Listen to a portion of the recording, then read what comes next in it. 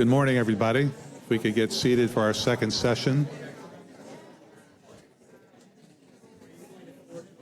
Thank you for joining us. I'm Osmar Habib. I'm on the national board at WACA, and it's good to see such a large audience. We are moving from our first session from out of order to this session, which is called the New Order Spheres of Influence, ? This session connects directly to our conference theme, The World on Balance, as we explore how competing and overlapping spheres of influence are reshaping global power, institutions, and regional dynamics. The conversation we're about to hear will help us understand how states navigate an increasingly contested and complicated international landscape and what balance looks like in this emerging order. After we conclude the session, there will be some books to be sold and signed. I'll mention them in a minute. The books are from Jim, The Return of Great Powers, and for Amitav, The Once and Future World Order. Hopefully I got that right. Guiding the session is moderator Jim Sciutto from CNN. He's their chief national security analyst and anchor. So Jim, if I could turn it to you, please. Thanks so much. I'm joined by some really smart folks who know their stuff. Amitav Acharya, he's distinguished professor at the School of International Service at American University, Suzanne Loftus, associate professor at the National War College. Next to me here, Michaela Papa. She's the director of research at MIT's Center for International Studies. Miles Yu is a professor of East Asia and military naval history at the U.S. Naval Academy. It's good to have you all here. Thanks so much, and thanks so much to all of you for taking time out of your Thursday morning to join us. I want to start, if I can, on the question here, just to see if you all are convinced of the thesis that the world is gravitating towards a spheres of influence model. Earlier this week, I was speaking to Kevin Rudd, current Australian ambassador to the U.S., and he was giving me a skeptic's view of a spheres of influence model. I mean, he made, for instance, the point that how can the U.S., for instance, cede Asia to China as its sphere of influence, when the U.S. is, by definition, an Asian power. It has Hawaii in the center of the Pacific and other territories in the Western Pacific. It is an Asian power by definition. And he had some other arguments against. But why don't I begin, and I'll give you, Michaela, the opportunity to be the first voice here. Are we gravitating in that direction, or perhaps do we have certain of the powers pulling us that way and others resisting? Thank you so much. It's great to be here, and thanks for the host. It's an interesting question. I think I would gravitate toward saying, yes, I'm very skeptical, because the traditional spheres of influence model requires several things. First, it requires some idea of control, that a superpower or a power can control a certain sphere. And the idea that in today's world you can control, for example, the United States, if it can control the Americas or the Western Hemisphere, that's very difficult to conceptualize, because that would mean that others actually accept control. And for example, even looking at South America, you look at Brazil's close relations with China, and the idea that potentially the United States would control Brazil is very far off. Then another element is making claims that there is some tacit agreement among powers. And for example, it would need to be like, if one power says, oh yes, this is my sphere, then the other power would need to respect that that's that power sphere. And that's in the current level of trust among major powers. It's very difficult to conceive of the level of trust that's required that you're not going to interfere in other sphere. And then finally, there's the question of resources. Even if you pick and choose your sphere, the resources that you need are elsewhere. So, for example, we look at U.S.-Taiwan relationship, or we look at rare earth minerals, and if they're not in your sphere, it's very difficult to carve out the world. And just the very idea of carving out the world means that you are imposing a certain structure, and that is very last century, because there have been movements about decolonization, self-empowerment. So just even the narrative of it is off. Amitav, your thoughts? My answer is that yes, but then no. Yes, because history, I've done a book, 5,000 Years of History. The history of the world is replete with examples of spheres of influence. Every civilization, from Sumerians to today Americans, have spheres of influence. And you can see the British, the French, the Europeans, the Germans. Every civilization has spheres of influence through history. So it's nothing new that some of them want to revive it. The question is if they want to, or they can if they want to.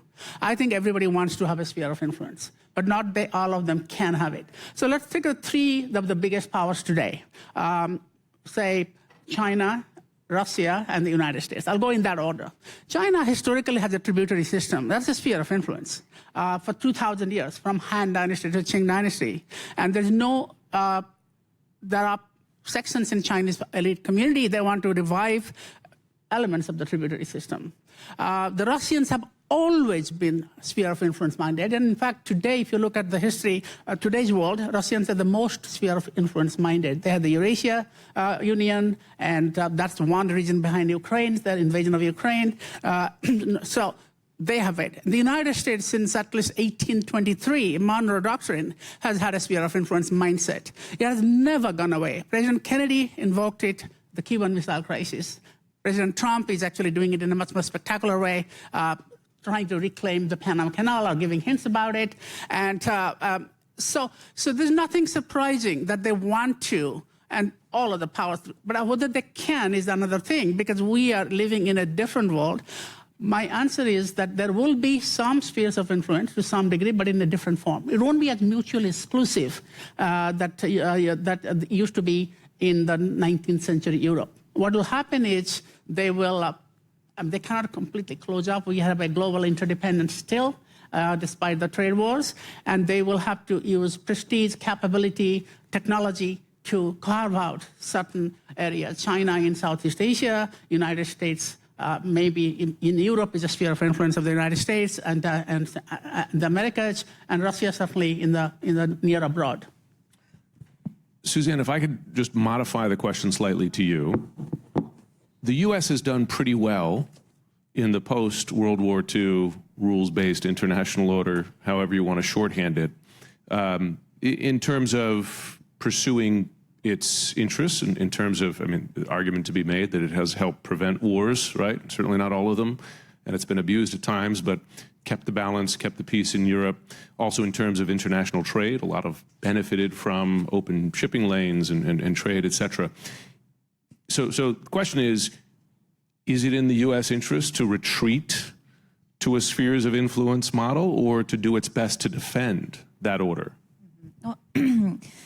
Yeah, that's a great question. So initially, when I saw the title of this panel, there was no question mark at the end of, spheres of influence. And I said, well, why are we so sure that this is how the world is today? It's definitely up for debate. And I would say that it's not in the interest of the United States, to answer your question, Jim, to let that arrangement occur internationally. And I think the United States is acting exactly in the way to prevent such a scenario.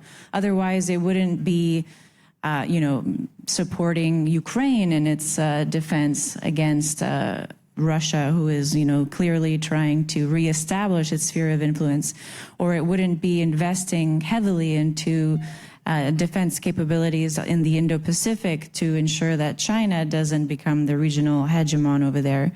So the United States is clearly, in my view, despite perhaps the rhetoric, the occasional rhetoric of the president that we, may not understand that aligns exactly with the actions, but in terms of U.S. policy, the U.S. acts to prevent exactly this type of arrangement from happening in the world. And, you know, in Europe, for example, it's important to define what a sphere of influence would entail. If the Russians got what they wanted, then they'd have a sphere of influence in Eastern Europe and, you know, Central Asia and just in their former Soviet states again. And we have to understand that some states in this area are very against that arrangement. So it goes back to what my colleagues were saying here is, will there be the possibility to have that sphere of influence? No, because that idea is rejected by powers near the potential hegemon like Russia in Eastern Europe, and then China in the Indo-Pacific is the same situation. Lots of different nations in that area do not want to be, you know, under China's sphere of influence and are democracies. So it's in the interest of the United States to continue trading with their partners, and especially the democratic liberal market economies, in order to protect certain values and the way of life that we've tried to establish after World War II and preserve and spread even after the Cold War ended. Yeah, I mean, I always say when folks will raise the point, well, you know, Russia has a history in Eastern Europe or China has a history in Taiwan, I say, well, ask the Ukrainians, ask the Taiwanese what they want and which direction they want to go. I just returned from a reporting trip to Latvia, and I know the Latvians have no interest in being reabsorbed into the Russian Empire and are working every day to defend themselves against that. Miles, I'm going to slightly modify the question to you if I can. In Asia, is there a way not so much to carve up the globe in a spheres of influence model between the U.S. and China, but to achieve a balance that then reduces the chance of superpower conflict in Asia? Sphere of influence is such an odious concept of the colonial period. If you mention the sphere of influence to any Asian country, people think you're from 19th century or 18th century even. And also, not only Asians. You know, last time the one country that attempted to have a sphere of influence was Japan. Imperial Japan, they said we're going to have a greater coast prosperity sphere of Great Eastern Asia. And the United States, no, we cannot allow you to do that, and that's why we have Pearl Harbor. And today, China is doing the same thing. So you hear Xi Jinping say it all the time. You know what? The Pacific is so big that let's carve up. U.S. and China will share, right? So that's basically sphere of influence. Sphere of influence is basically regional hegemon, and also is fundamentally un-American. This country was born with the strong opposition to any kind of sphere of influence. It dates back to George Washington. You know, George Washington's first ambassador was James Monroe to France. He sent him to France. And during the time of French Revolution followed the American Revolution. And James Monroe said, you know, hey, listen, this is a new country that has a universal implication. And what United States Revolution was all about, it was all about the universal values, universality of all kinds of human conditions. Washington said, no, we want to sort of take care of the Western Hemisphere, so isolationism. So Monroe insisted on that, Washington fired him. So Monroe came back to Virginia and wrote a 500-page brilliant defense of America as a universal power of universal appeal. So from that moment on, you can see James Monroe, McKinley, Ted Roosevelt, Woodrow Wilson, and FDR, and Kennedy, Reagan, even Trump. I mean, they're all universal. So United States is, you mentioned about China policy. United States had this one very fundamental foreign policy landmarkization in 1900 during the time of the Boxer Rebellion. And that is announced by Secretary of State John Hay. It's called an open door policy. Open door policy serves two purposes. One is to really oppose the Europeans' attempt to carve up China, to establish a sphere of influence inside China. The United States was absolutely opposed to that. So we want to maintain China's territorial integrity. But the purpose of that is to have equal opportunity in commerce. We want to do business with everybody. So that's the idea. We not only want to make the world safe for democracy, but also for commerce, which brings us to all the way up to Trump. Trump, everything he does wants to open up China market. Well, dream on. That's been going on for 120-some years. So it's a very, very influenced. There are only two civilization states left in this world. That's Russia and China. They consider themselves not only a very powerful country, but also they consider themselves as the center of the civilization. In the Russian case, it's Slavic. In the Chinese case, it's Chinese, everybody. So that's why I think the United States right now, yes, are we going to revert to the battle, to the pattern of sphere of influence or not? I think this has been a continuing struggle for over 250 years. So that's basically is a task for us to prevent this sphere of influence. Otherwise, you would have something like the 1884, 1885 Berlin Conference, where we sit down and I want this part of Africa, I want that part of Africa. That's sphere of influence, which actually is pretty bad. One thing I wrote about in this book, and partly based on speaking to former Trump administration officials, is that President Trump seems to imagine that based on the power of personal relationships, his perceived personal relationships with Xi Jinping, Vladimir Putin, Kim Jong-un, and others, that he could come to some sort of balance or sphere of influence agreement where they agree, that's your patch, this is my patch, or that's your priority, this is my priority.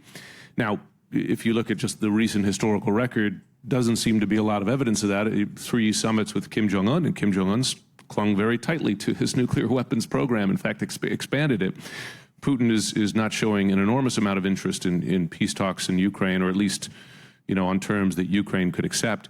I'm curious, Michaela, when you look at the Trump administration approach to this question, are you seeing him make progress in, if not carving out spheres, at least setting priorities? These are my core interests, these are your core interests. President Trump definitely has a very clear focus, and one aspect of that is that he really wants dollar to survive. So if there was a sphere of influence, there's the dollar sphere of influence. He's less convinced of other spheres of influence in the sense where the United States should be or shouldn't be. So, for example, all of his messaging on Africa, that the United States wouldn't have as many State Department presence in Africa. It's clear that there are very certain regions that are of less interest and certain regions that are of more interest. But the continuity in his efforts is the question of the future of the dollar. And the very fact that he does want the dollar to be the currency, and a lot of his effort, especially like threats to BRICS countries, were so that they actually do not pursue separate financial infrastructures, but the BRICS countries are pursuing separate financial infrastructure. So if there is one area to watch in terms of spheres argument, that would be the one, because now already there is China and Russia have de-dollarized their bilateral trade, and the BRICS are building non-dollar institutions. So that puts into question the economic statecraft and the ability to intervene in conflicts like Ukraine. And future, like Russia's invasion in Ukraine. So, for example, if your sanctions do not have power, then basically the people you would like to sanction might be operating in a different sphere. Amitav, a good portion of your work relates to, and your book relates to, the relationship and balance between the quote-unquote Western world and its allies and non-Western powers, including not just China, but India. Can you tell us what India's desires and preferences are in this space? Well, there goes your personal relationship.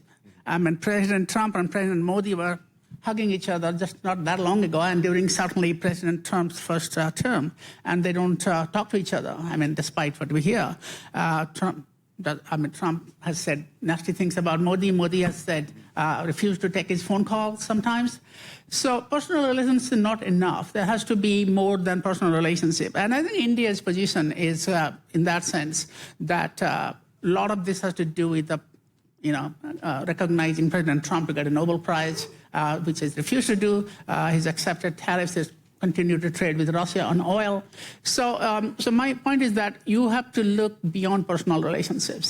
And India, by the way, had its own sphere of influence under Indira Gandhi, called the Indira Doctrine, South Asia as a sphere of influence. So one last point on this, and going back to, maybe I have a different view of spheres of influence. You said, ask the Taiwanese, ask the Koreans that they want to be under Chinese sphere of influence. Do they have a choice? I mean, look at Ukraine. So we may have a deal. I mean, the Alaska summit between Trump and Putin, they want a deal, and they're still pursuing in some ways, that will basically go over Ukraine's head and make territorial concessions that the Ukrainians don't want. This is 19th century sphere of influence. Poland, I call it the Polish syndrome, 3 times carved out by Germany, Russia, Austria in the late 18th century. So I don't like spheres of influence. I hate it. But you have to be realist and pragmatic. And this element is not going to disappear completely, despite American universalism. By the way, I would slightly disagree with you that all American presidents have been universalists. If China is to set up a base in Canada or Mexico, you will see where universalism goes. This universalism is a very Woodrow Wilson, Franklin Roosevelt, post-Second World War, post-First World phenomenon. I want to test that if I can, because I wonder, you say it's reality that the powers impose their will on middle or smaller powers, and that you get some stability out of that. You know, I don't know if anybody listens to the Rest is History podcast, but I'm obsessed with it because it just walks me through history in a nice and fun and interesting way. But it was talking about World War I, 1914, and it was talking about Lviv. And the reason it stuck in my mind is I was in Lviv during the Russian full-scale invasion of Ukraine in 2022, and it was describing how the Russians swept into Lviv in 1914. And first of all, you know, you have this massive flood of refugees west fleeing the invading, Eastern Army. It sounds familiar. You have Russia saying, the Ukrainians don't exist, speak Russian, we've always ruled this land, all the kinds of things we're hearing repeated 110 years later. Of course, yes, they ruled it for a number of years, but it certainly didn't create stability in Eastern Europe and arguably laid the groundwork for a whole other world war 20 years later. Susanna, I mean, is there any stability in conceding to world powers for a sphere of it when they claim it? I mean, will a Asia post-Taiwan invasion be fundamentally more stable than today's Asia? Or a Europe post-Ukraine invasion? Is it more stable than previous? Yeah, so that's, the question that many analysts are debating today about this war is that some say, if we just make a deal, there'll be peace and we won't have to fight anymore. But this is very wishful thinking, because you have to understand what are the interests of the Russian Federation, what are the interests of the Russian president, what are the objectives. And it seems that Russia would like to have more power in Europe. It probably wasn't so satisfied with the post-Cold War security framework and wants to establish itself as a stronger power and weaken the liberal institutions in Europe, or the presence of the United States, namely through NATO, but also the fact that, some of the former Soviet states have joined the European Union, and this has also created zero-sum competition economically. So Russia's interests are to have more power. So if we say, okay, take half of Ukraine, who says Russia will say, all right, that's all I wanted, thanks a lot, and go home? That's definitely not the situation. If the long-term strategic goal is to have more power, then the actions are more probably and more likely to be continued destabilization of NATO territory to see and test if NATO would even respond. So, for example, these incursions into Polish airspace or Romanian airspace, what if these started becoming more frequent or more, deeply into the territory? And what if NATO continues not to respond? In a sense, it's Russia is testing our strength and our ability to defend our our spheres, our areas. Sorry, I don't want to use that word. So to conclude in your question, yeah, it would not be a more stable continent if we just ceded and allowed certain powers to try and obtain everything that they want. It's interesting you talk about Russia testing Europe and NATO. When I was in Latvia, which is a week ago, a little over a week ago, the concern was growing attempts to attack infrastructure in Latvia and Eastern Europe. And 2 days after I left, a bomb went off on a Polish railway, right? Which has since been publicly blamed on Russian operatives. So it's in my experience, Russia keep testing the limits and go as far as they can, and if they don't get resistance, they go a little farther. And we've seen that on a host of places. Miles, I'm curious. There's a perception in this country today. It seems in this administration, some of the administration supporters, that the world now respects the U.S. again. It's tough. It's making its, it's picking its friends. It's pushing allies and adversaries. America first, etc. Does China see a stronger or weaker America? Well, China. Let me just. That's a very good question. I think China see the United States as one that follows a fundamental creed that the United States is a leading power in the United States in the world, and if the United States behave kind of a seeking cooperation with China view that as kind of sign of weakness. So they can always. So Chinese.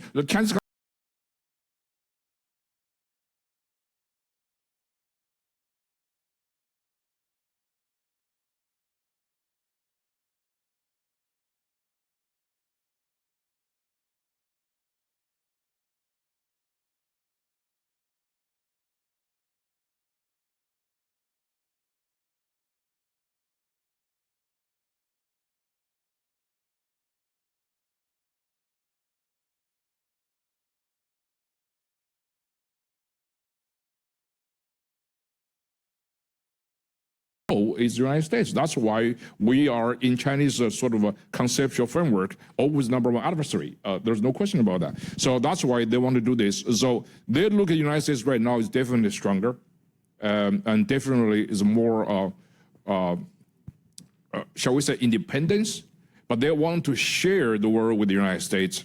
But that's phony, because China's strategy is to create global dependency on Beijing. Mostly trade, technology, and so eventually they can basically to have a global impact. And I think the United States right now is a very strong from the perspective of China. That's basically what Trump is trying to say is peace through strength.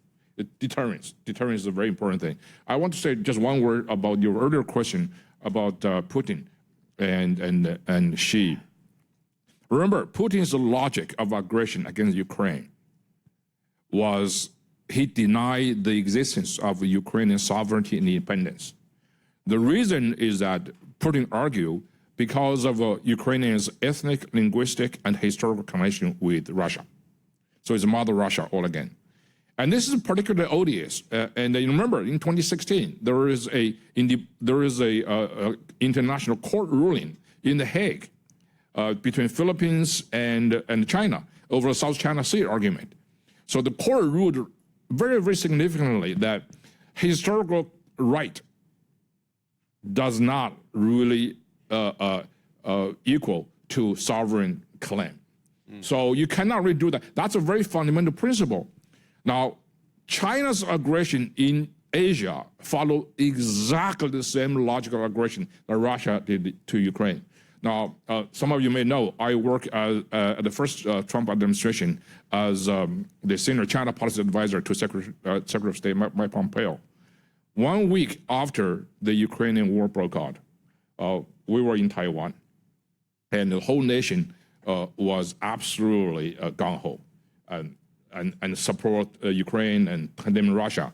And then after that, we went to Singapore. Singapore is not a country that with kind of a very rushed decision. They were like a paragon of a balancing power, right? So they can get along with everybody, but not this time. Singapore was the first Asian country to sanction Russia. Very, very strong. The reason being this, 85% of the population in Singapore were ethnic Chinese. If the Chinese government say, you know what, some ethnic Chinese were roughly treated by your government in Singapore, now we can legitimately go after you, right? So that's basically why Singapore government reacted very, very, very strongly. And in Japan, in Taiwan, same thing. 95% of people in Taiwan are ethnic Chinese. That's why the logic of aggression is the same. And that's one of the reasons why I think there's two dangerous civilization states in the world. I mean, that argument, as I was saying, going back to World War I and II, that, well, there are Russian speakers, or, you know, name your speakers in any country that was the target of aggression then, and you heard that argument, right? Yeah. They have ties, deep cultural ties. They want to be part, you know, of us. You know, the Taiwan-Ukraine connection has always been interesting to me, because I remember in the weeks leading up to the full-scale invasion that there was a nightmare scenario that U.S. intelligence agencies were considering, was that China would go for Taiwan in the immediate wake of the Russian invasion of Ukraine, calculating that the U.S. and Europe and everybody was too busy by events in Europe and therefore would look the other way in Asia. Of course, it didn't happen then, but I do know, and it's my sense, and I'm sure you know better than me, that China watches the world's response to Ukraine to enter into its own calculus as to how the world might respond if it were to swallow up Taiwan. It's such an important connection. I wonder if we can, and because we have less than a half hour left, a few more minutes of our discussion, and I do want to get to the audience because there are a lot of smart people here. But if we could ask about America's backyard and the idea of the sphere of influence, a new or heftier Monroe doctrine. You cover the BRICS, and the B in BRICS is, of course, Brazil. How does Latin America see that? Do they want a heftier Monroe doctrine, or do they want to go their own way? What's interesting with BRICS is that BRICS has expanded tremendously, and Latin America is the only continent that has actually less BRICS expansion. And when we look at, we actually did the numbers, and we looked at like who is engaged. So now BRICS has 10 members and 10 partners, and there are a lot of countries on the wait list. But when we look at Latin America, it has been the slowest to jump on the BRICS bandwagon. And part of that is that, exactly back to our past discussion, that President Trump put very clear red lines of what states can and can't do, and what is in the U.S. interest and what is not. So even when Brazil right now is the BRICS chair. So even when you look at moving BRICS from Russia's presidency last year, where Russia was all about de-dollarization, and they were posing with a like bill, and to this year, where Brazil was all about sustainable development, climate change, so completely greening BRICS. So it's almost like it's a different group, because part of the reason was because there is like higher stakes relationship with the United States. Like the countries perceived to be more vulnerable to President Trump in terms of moving forward with some of the initiatives that they were moving forward before. Amitav, is the world ready to give up Latin America to the U.S.? Let me tell you that Latin America is the last place to accept a sphere of influence. I mean, look at the history of Latin America-U.S. relations. I actually was in Ecuador just like a couple of weeks ago. In 1920s, Latin American countries negotiated a deal with the United States to get out of the Monroe Doctrine, and the U.S. will recognize their nominal equality at least. And if you look at the discourse of regions. In Asia, it's obsession with China. And of course, in Africa, it's about the underdevelopment. In Latin America, it's the United States, the big relations with the United States. So I think there are some, and this relates to your question about the world is fearing or respecting the U.S. I think the jury is out, okay? We'll have opinion polls.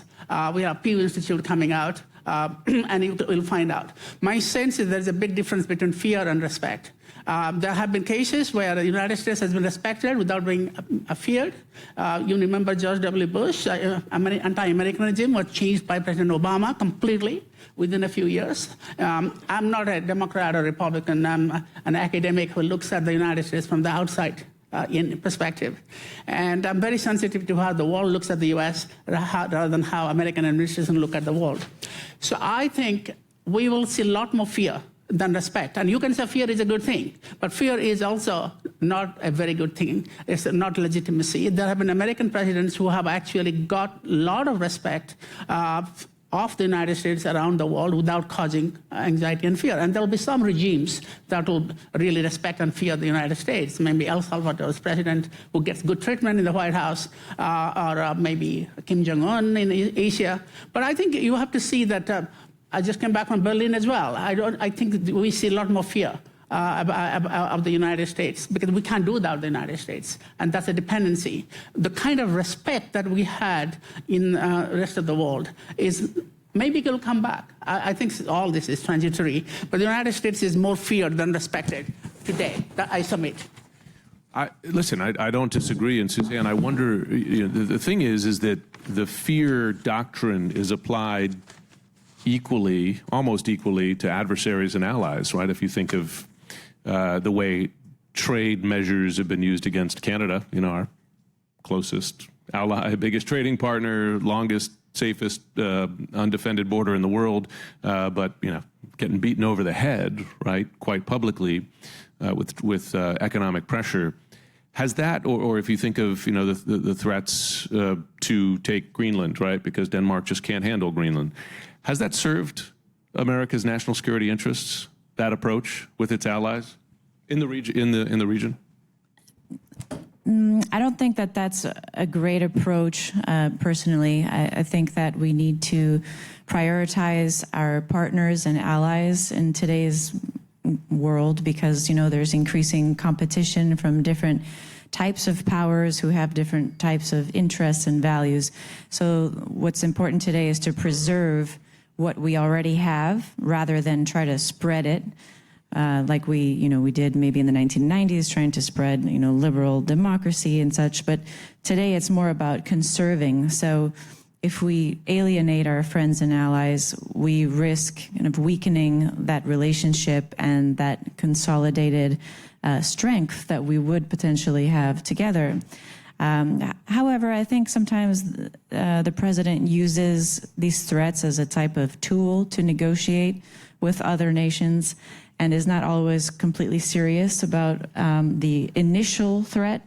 So the initial threat may be very high. For example, I'm going to impose 100% tariffs on you, and then, huge reaction, and then it always goes down. It always goes down dramatically after some negotiations. Or we're going to take Greenland, and everybody placed a lot of everybody was talking about it for a long time on the news, but it hasn't happened. We kind of stopped talking about it as well. So it just seems like it's part of some way of negotiating and asserting what the United States could do, what it has the potential to do, and how we can collaborate to increase, let's say, U.S. interests in certain regions. But of course, we should not be alienating our friends and allies. This is the important part of the question, I think. Thanks. I want to get to the role, and then we'll go to the audience, of international organizations in, if not policing the world, but at least providing some sort of balance and helping prevent conflict. It was interesting to me to see this UN vote the other day on the Gaza ceasefire plan, because this was an example where, listen, the Trump administration, I think you can safely say a major skeptic of the United Nations, often attacks it, full on, did want the UN's backing for its ceasefire plan and got it, right? 13 to 0, and both China and Russia abstained. They didn't use their vetoes to block it. And when I was at the UNGA a few weeks ago, it struck me that in the midst of the normal attacks on the UN, that the focus of the conversation was reform. Everybody acknowledges that the UN is not working as designed, but it doesn't seem that most folks want to abandon it. Miles, does it still have a role? Can it be reformed to the point where it increases that role as well? UN is not a reformer, in my own opinion. And there's some mechanism. China and Russia, by the way, abstained. They didn't. That's what I mean. They're saying, but they didn't block it, right? So, but I'd like to address earlier question about I think there's a profound misunderstanding of the Monroe Doctrine. Monroe Doctrine is a defensive rather than a possessive. It was born in 1823 in the aftermath of the Holy Alliance attempt to establish spheres of influence in Western Hemisphere, proposed by Britain, and Russia was trying to come down.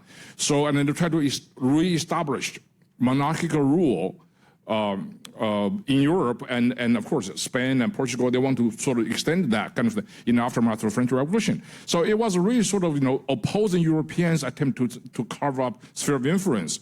Did the U.S. exert extra influence in the Western Hemisphere? Of course. Geographically, it's very, very close. Did the United States really sort of try to conquer the Latin America? I don't think so. I mean, there's a lot of stake too. Panama Canal, of course, that's a very special case, and you can mention that. Now, the only country right now that's obsessively talking about Monroe Doctrine is China. Mm-hmm. Because China wants the United States to stay in Western Hemisphere, do not go beyond. Chinese state presidents all talk about it. So they say, this idea of division of the Pacific, half Chinese, half United States.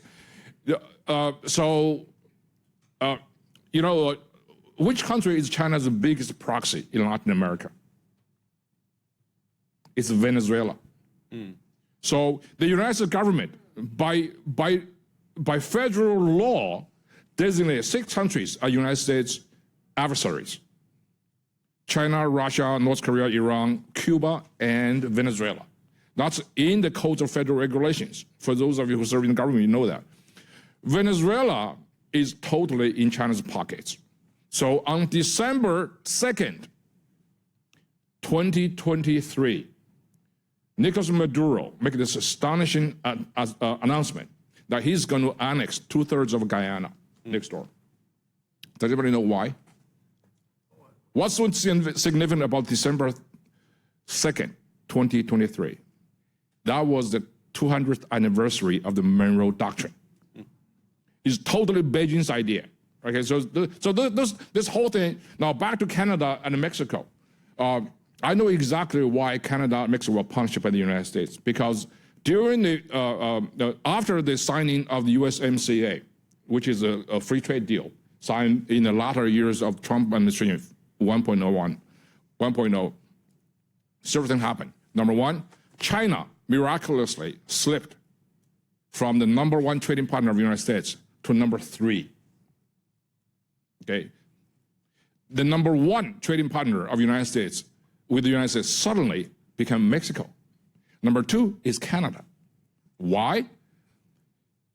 During the same period, another very interesting happened. That is the trade imbalance between the United States, deficit between the United States and China, ballooned. How do you reconcile this dilemma, this contradiction? Is because China used Mexico and Canada as the conduit to dump goods in the United States. China built a lot of factories in Mexico. China sent a lot of their labs to Canada. And China also exported a lot of goods to Canada, but Canadians changed the labels from made in China to made in Canada and just come to the United States. That is a fundamental violation of the spirit, if not the letter, of the USMCA, because USMCA's major intention is to regionalize the supply chain in North America, and also said any one member of the tripartite nations, if you want to sign a trade deal with a third country, you must get unanimous consent. So it is in that case that the Trump administration imposed 25% tariff on Mexico and Canada to force them to stop being the transshipping medium to the United States. And this same principle apply to Southeast Asian countries, Cambodia, Vietnam, and those are serious violations of transshipment to the United States. So I think that there is a logic behind Trump administration. Some people like it, some people don't like it, with great intensity on either side. And I think, its approach is fundamentally global. It's not really regional parochial, because the United States, by nature, is a global power. Okay. Before we go to the audience, I was just curious, does anybody else want to defend the role of international organizations, UN? Is the UN unreformable? Sorry, And then we'll go to I went to several events on the margins of the UN General Assembly meetings in October, and I just came back from Ottawa last 2 days, and I can tell you about the Canadian. I'm, by the way, both American and Canadian, and no divided loyalty. I like both countries. But the thing about the UN is a family of institutions. It's not just Security Council. It's not just General Assembly. There are several UN institutions that are doing very well in the family. I don't think we can do without the IMF. We can do without the World Bank. We can do without some of the. I'm the UNESCO chair. The US is withdrawing for the third time, but it will come back, I'm sure. But I think the UN retains a lot of relevance when it comes to legitimizing global order. We cannot do without the UN, but some institutions are doing worse than others. The Security Council might have salvaged its reputation by having the Gaza deal, but it might come back to being Libya 2011, when the Security Council, China and Russia authorized intervention in Libya and then regretted it. So, but the answer is that UN is important. Majority of Americans, opinion polls say, support the United Nations, majority, nationwide. So the UN is not the most efficient organization. It's bureaucratic, all the things. And one thing that President Trump's policy can do is to get them to actually take reform seriously. The UN is cutting its budget by 20 to 30% now because the US is not paying. And this is actually a good thing in some ways, get them to be serious about reform. And I think we'll come back, maybe the UN will become leaner and a little more effective. It always struck me that there's overlap between how some folks in this country treat the UN and the news media, in that attack until they do something that, backs up your point of view. Then they're like, hey, but look, the UN approved my ceasefire plan, or the CNN did this story. And I was like, well, the rest of the time we're fake news, but this time we're right. Anyway. I have a quick comment on that. Like looking at the World Trade Organization, for example, immediately after the Liberation Day, you could see realignments between European Union and China trying to see like how to save WTO, because especially like China invested a lot in changing a lot of laws to comply with WTO and turn to WTO. Another area is the institutions that China and agencies that China is leading at the UN. These agencies are getting more attention by China, by BRICS especially. So for a long time we were talking about like whether emerging powers or emerging market powers would be responsible stakeholders. And now there is this debate, who is a responsible stakeholder and what happens if the United States is out of all negotiations, out of health, out of climate, out of AI. So who is a responsible stakeholder and who actually steps up? So, and I think this is where we are seeing really new alignments and new agendas and new narratives, and this is a place to watch. All right, I'm 3.5 minutes late going to the audience. So let's audience questions. If I would just ask you to keep your question tight, not speech, question, and direct it to someone if you have someone in mind you'd like to answer it. Gentleman here. I've got a microphone for you. Oh, thank you. Very interesting panel. I'm Richard Downey from Los Angeles, and the panel was talking a lot about the Monroe Doctrine.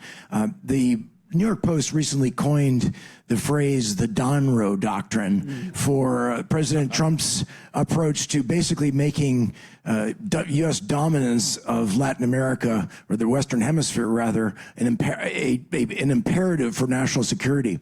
And during the Biden administration, the national security strategy and the national defense strategy put China as the pacing threat. In other words, the main priority against which we should focus.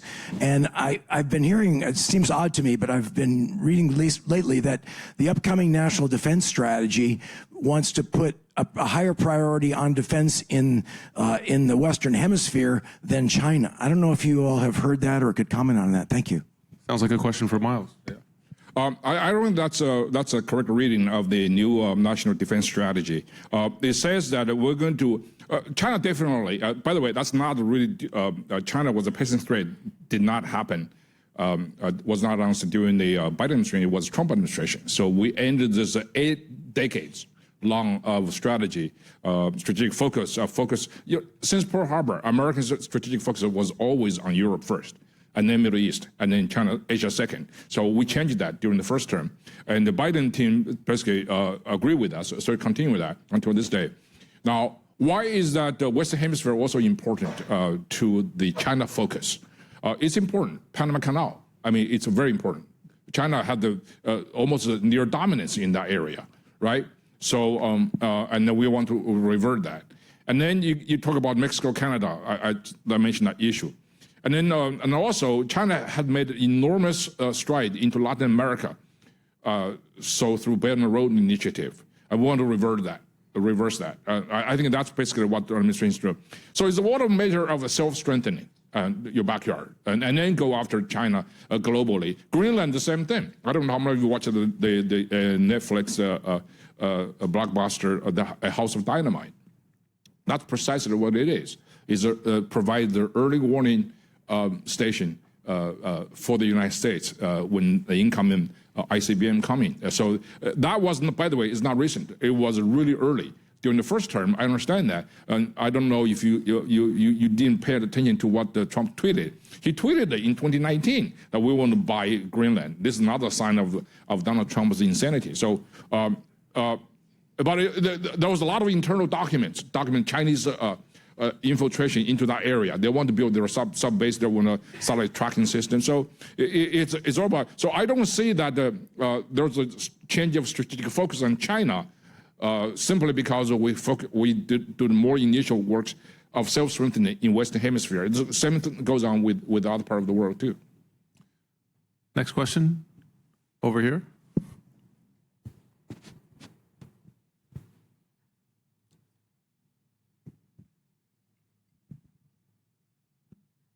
I'm Maria from the World Affairs Council of Houston. Originally, like the U.S. likes to say, I'm an alien from the unfamous country now, Venezuela. And I have a question that any of the panelists would like to answer. You know, right now we're not so famous either internally or outside. And there's been these negotiations between the regime and the U.S., but coming from Venezuela, I know how deeply Chinese influence we have from many, many years. So I wonder, as a Venezuelan, but also as a person in international relations, how real are the negotiations between the regime and the U.S. administration, or is it actually China and the U.S. talking about the future and the fate of Venezuela? Great question. Who wants to jump in? Maybe briefly. I think it's a bit of both. I mean, I think the China and the United States are also, they do want to come to an understanding. China is actually pulling back a little after Trump came into office from its expansion. And I agree that China has built up substantial influence, not only in Venezuela, throughout the region, in Panama as well. And I think they would not want to have confrontation with the U.S. If the United States actually, say, invades Venezuela, I don't think China will make a big deal out of it. They're not going to go and put their troops or anything there. But at the same time, I think the situation in Venezuela is much more matter than just U.S.-Venezuela relations, U.S.-China relations. Venezuela also has an effect in the region. I mean, talk about Guyana. I mean, it's coveting the oils of Guyana. It's very troublesome. I actually have written a preface for a book that the President of Guyana just published, and not on food security. And this is a real concern. So why should a country covet the oils of its neighbor? And so I think I'm not for a regime change, but some kind of a framework to prevent Venezuela going into a country like Guyana, taking the resources, is actually worth it. Yeah. China has a grand strategy. They cannot confront the United States directly, just sheer imparity of hard power. So China's strategy has always been to create strategic distractions for the United States, to drag the United States into peripheral wars, conflicts. So if you look at today's world, every single major international conflict or war has China behind it. They want to drag the United States into there, so we will not be able to focus on China. In Ukraine, China supplied 90% of Russia's war equipment in Ukraine. China bankrolled Russia. Russia's economy is 1/10 of China's. So without China's support, the war in Ukraine would have been over a long time ago. So this is a major strategic distraction for the United States. They want us to get into there. Europeans, the Brits and French, they're really eager to help get us by there. So that's why they pump up, Zelensky. I mean, so we don't want to get into that. And in the Middle East, China in 2021, 7 weeks after Biden took in office, China signed a $400 billion, keep that number, $400 billion deal with Iran, so-called strategic partnership. Yeah. Now, $400 billion, that's a huge amount of money, would enable and has enabled Iranian regime to bankroll Hezbollah and Hamas. So China is directly or indirectly responsible for the October 7th massacre. So this is why they want to create the chaos over there. And in Latin America, Venezuela, the same thing. They want to basically create a crisis for the United States to be sucked in. This is one of so U.S. response, what it is, well, Trump wants to become Woodrow Wilson again. We want to make the world safe, peace.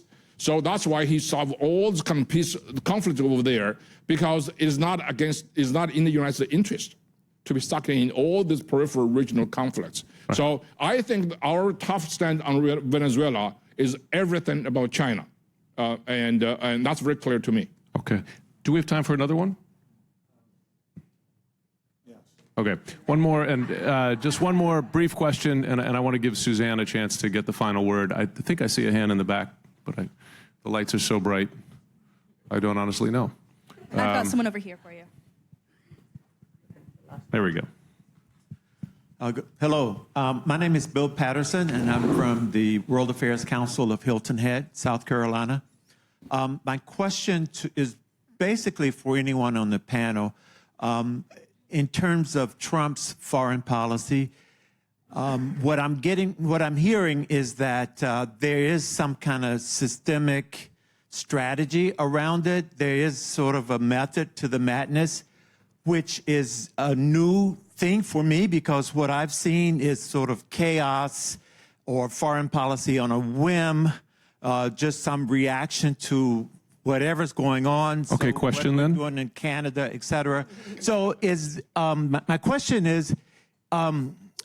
is there some real systematic strategy, and who's defining it? Is it part of the National Security Council, or is it just something in Trump's head? Suzanne, you have 2 minutes.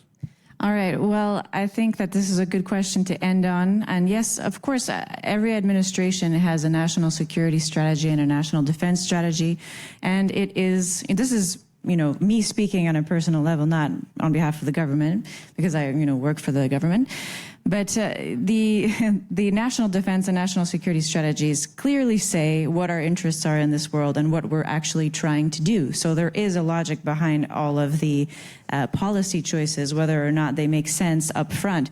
And that major goal is to come out leading this global competition between China and Russia to a lesser extent and in a different way, With China, we are, trying to balance its power. Miles made some very good points about what China is trying to do in the Western Hemisphere and what it's trying to do around the world. And this is exactly right. China does support many of these conflicts that the United States gets, sucked into. But what's important to mention there, and I'll end here, is that the European nations, which we didn't actually mention, are very much invested in the defense of Europe now. It may not look like it on the surface, but speaking with all the ministries of defense in the key countries in Europe, they understand that Russia is not just a threat to Ukraine, but it might also be a larger threat to the continent. And if you look at their defense spending and their plans for the future, they have augmented these substantially because they're still our allies, and we still talk to them about how we need to be prepared to be in the Indo-Pacific if necessary. So the Europeans need to take the center stage in Europe, and they agree with that too. So if you follow the money and you follow the actions, there is a joint strategy among Western nations to defend our way of life and this international order with, questionable liberal attributes at the moment. Yeah. Thank you. The phrase I heard it in Latvia, I've heard it from the Eastern Europe for years, is "we're next," right? Post-Ukraine. Miles, Suzanne, Amitav, Mihaela, thanks so much. I think you and I are going to sign some books if you're afterwards. Thanks so much to all of you, and thanks to all of you as well. Thank you very much. So again, thank you for everybody. Thanks to the panelists and to Jim as the moderator, and appreciate the questions. There are 2 book signings. I was asked to repeat that as well, and so it's over to the left and on to the next panel. Thank you very much.